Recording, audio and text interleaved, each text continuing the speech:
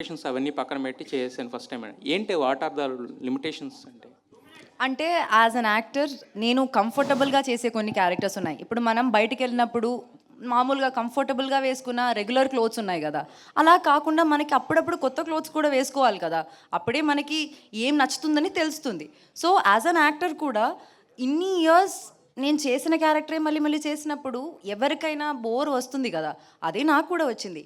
But more than that, ఈ lily అన్న character are ఈ సినిమా డీజే టిల్లు స్క్వేర్ అని ఈ సినిమాలో నాకు వచ్చిన క్యారెక్టర్ని వదులుకోవడం అన్నది నాకు తెలిసి that would have been the biggest stupidity that I have done. ఒక్క కమర్షియల్ సినిమాలో కూడా అమ్మాయికి ఇంత మంచి క్యారెక్టర్ దొరకదు అని నేను చెప్తాను మీకు, నేను రాసిస్తాను మీకు.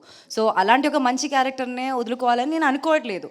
So whatever limitations that be, as an actor it's my duty to act.